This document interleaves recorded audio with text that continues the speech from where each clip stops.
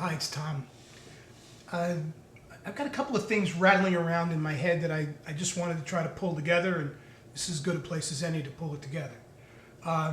Let's see, first of all, I watched Katie Blog's very interesting video about Where Have All the Bloggers Gone, or some such title. I'll put a link over here. Then I watched Bryony's video, in which she talked about blogging and about the change that's come over her since she's become a more popular person as a result of her YouTube experience, and now has other things to consider when she makes videos. And okay, so I watched those videos, and then I was having breakfast and reading the newspaper, and I was reading an article about 8 Bells, the filly who tragically had to be euthanized after breaking her 2 front ankles in the Kentucky Derby. And in the article, I came upon this line, and it just resonated with me.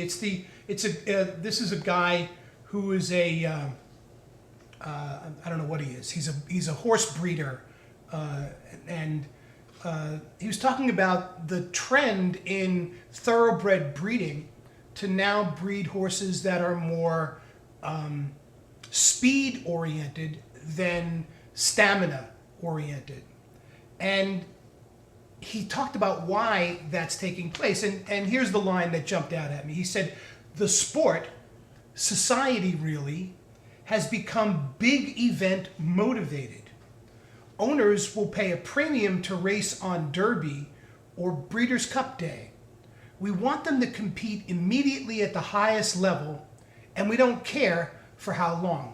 I really like that first piece. The sport, society really, has become big event motivated. So we are, as we know, drawn to the spectacle. And so what's the opposite of a spectacle? Well, the opposite of a spectacle for me is the mundane life that we live on an everyday basis. And it was that mundane sharing of the mundane life that we live on an everyday basis that many of us found so appealing about the experience of being on YouTube and being able to connect with other people who were also sharing their mundane lives on an everyday basis. It's why blogs developed, and of course, over time, what you get is this kind of stratification of any expressive medium into those people who are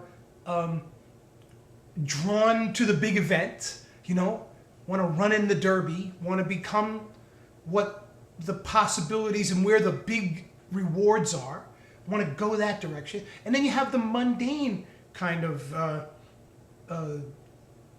people who are focused on the mundane and who just want to see other people focused on the mundane and get insights from other people about the way that they focus on the mundane. Because after all said and done, before enlightenment, chopping wood, hauling water; after enlightenment, chopping wood, hauling water, right? I mean, before fame, putting your pants on one leg at a time; after fame, putting your pants on one leg at a time.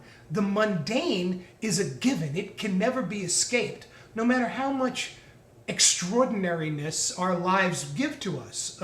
Even the President of the United States sometimes must have to stand naked, Dylan wrote, right? So, and that, of course, is an indication of who the masters of the mundane are. The masters of the mundane are poets.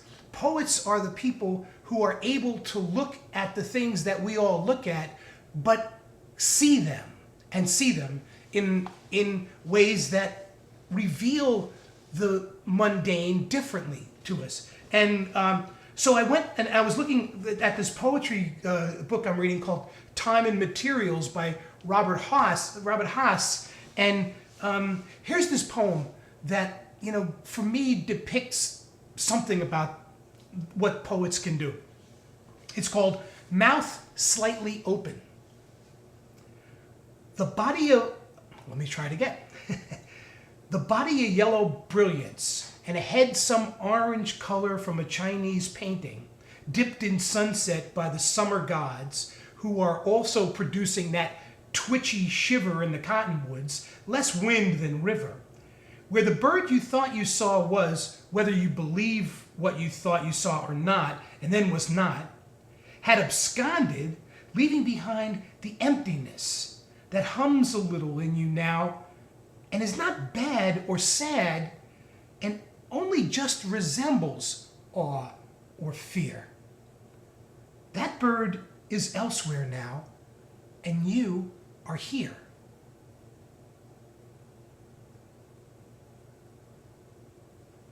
Take care. See you soon.